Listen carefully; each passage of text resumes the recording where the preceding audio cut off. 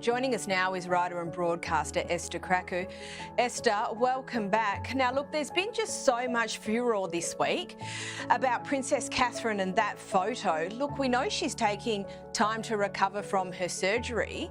No doubt this has just been some extra stress. Do we know when she's likely to return to royal duties?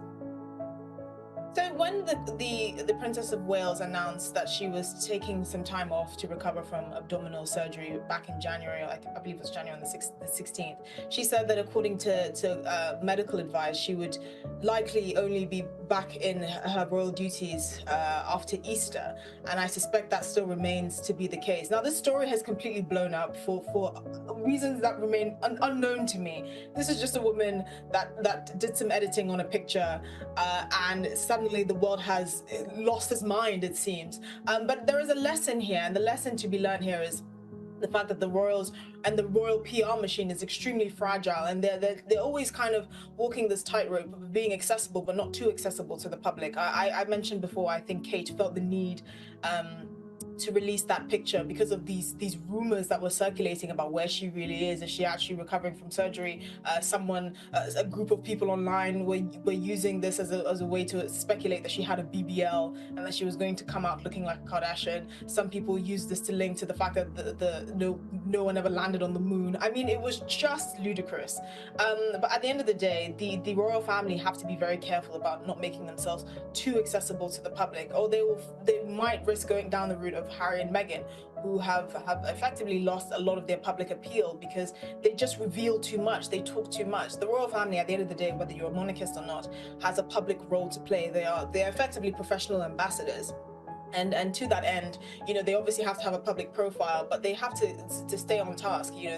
They're a media machine just by their very existence. And so anything that's linked to them, any sort of controversy or anything that can be newsworthy is likely to blow up. And unfortunately, Kate had to experience this while she's recovering from surgery. And I actually wish she didn't feel the need or the pressure to release some sort of photo to effectively calm down the public, which arguably had the opposite effect.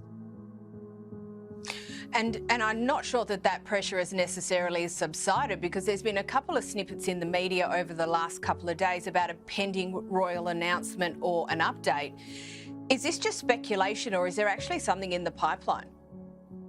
So every year, the Waleses release a picture for their children's birthday. So it's a kind of a tradition that they've cultivated within their family. And Prince Louis's birthday is coming up. We're expected to see a sort of family picture within that same tradition. Again, this could be kind of a redo for the Waleses after the controversy of their Mother's Day photo. Who knows? But we're hearing that Princess Catherine could be actually more open about her medical intervention in the coming days, alongside this picture that we expect to be released.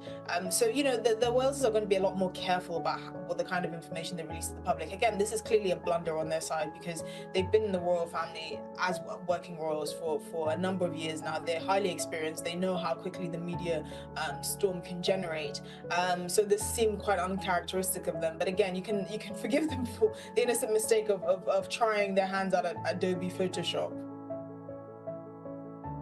And there was an interesting piece in the Times today about the palace having learned some harsh lessons over the last couple of weeks, which I think they absolutely might, and how they might address them going forward. You'd think some sort of protocol would have to be put in place to avoid this happening again.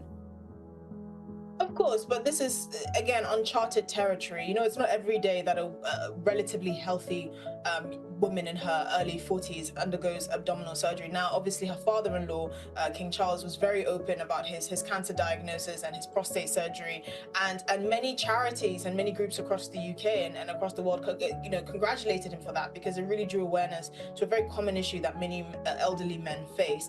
And in contrast, unfortunately, this happened at the same time. In contrast, you had Princess Catherine, who's perfectly entitled to not reveal details of her medical diagnosis, but she did reveal that she had abdominal surgery and was going to be effectively MIA for 2.5, 3 months. And unfortunately, I think that broke the public in a way that no one ever anticipated. The palace is going to be more careful moving forward. I think, again, the issue here is straddling that fine line between making yourself available to the public, but not too available. And unfortunately, the closest example you can draw to that are the Sussexes, the faux royals across the pond.